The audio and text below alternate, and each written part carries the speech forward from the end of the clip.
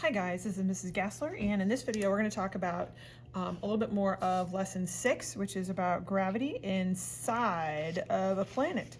So we've talked about gravity around a planet.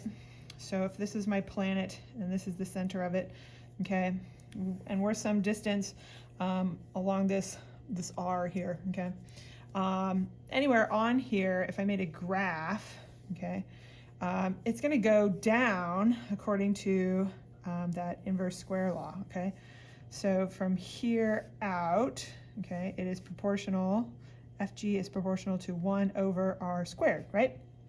But what about in here, okay? What about in here, okay? So we're going to talk about what happens inside, okay? First, we're going to talk about what happens inside a hollow sphere. So I've drawn a picture. I'm going to add to it a little bit. So we're going to talk about a hollow sphere. So imagine this is a sphere, okay? And I drew a plane that goes through it. And if I draw like this, maybe you can kind of see what's going on a little better. I'm not very good at drawing, and you already know that, right? Okay.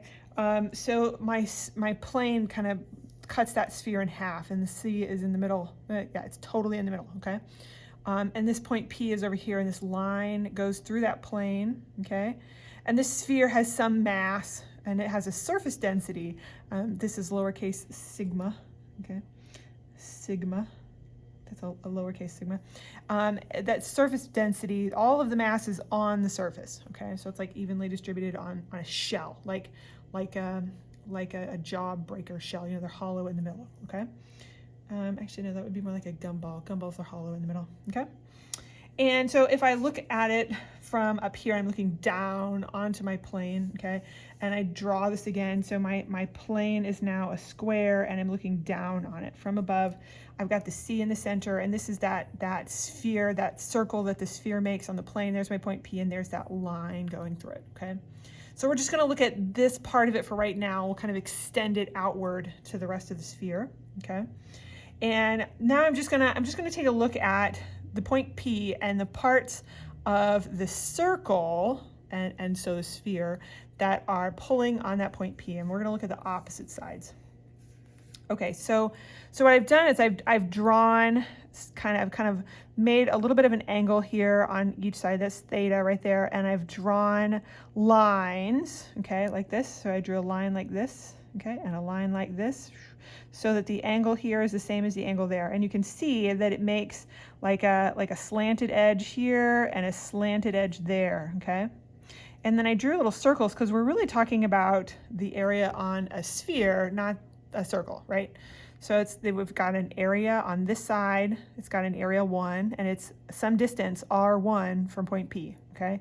There's a little line going there.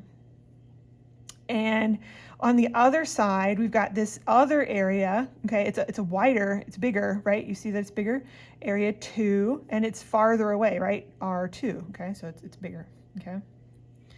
But they're sweeping out the same amount of angle, okay? You see that? And there's my point P in the middle. And these two, because C is in the center, they're actually the same distance from the center, which it doesn't really look that way in my drawing, but pretend it is, okay? And if I take this end and I flip it over, okay, I'm going to take this and flip it over. I'll get this drawing. You see what I did there? Take it and flip it over, okay? So this is right there now.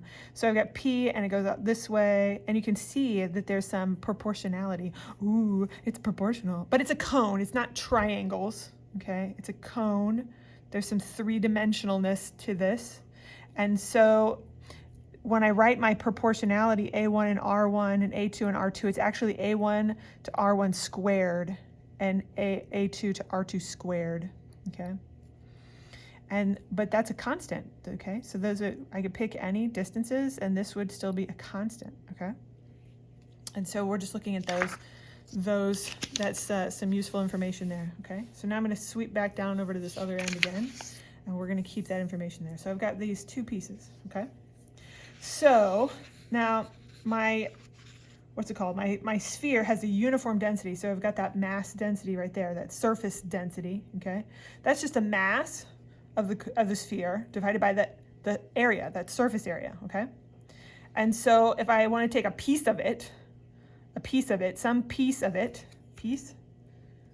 okay, this is referring to a piece of it. It'd be the mass of that piece divided by the area of that piece, right?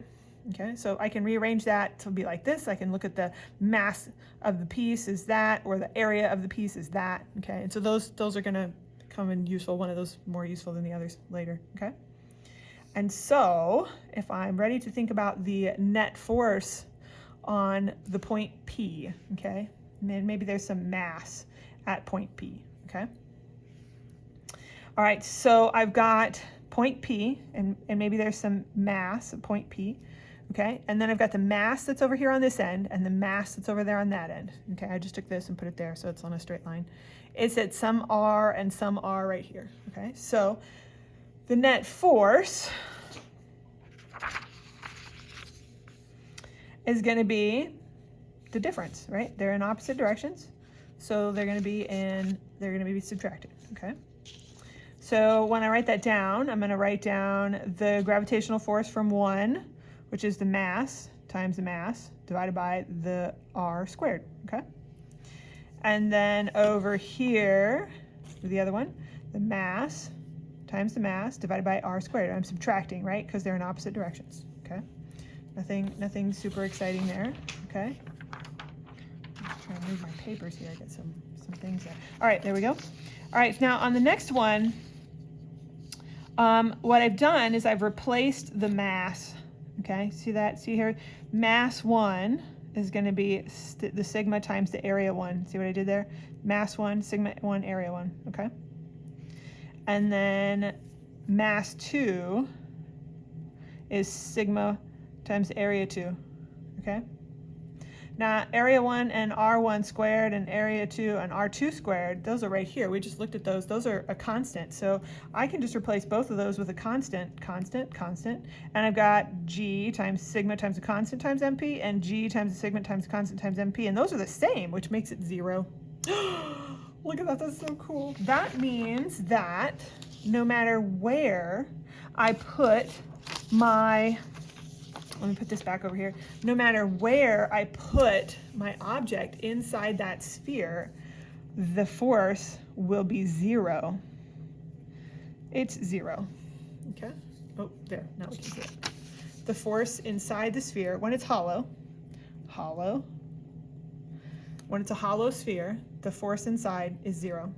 What's happening is that this mass is canceling out this mass. This one's bigger, but it's also further away. And this one's smaller, but it's also closer.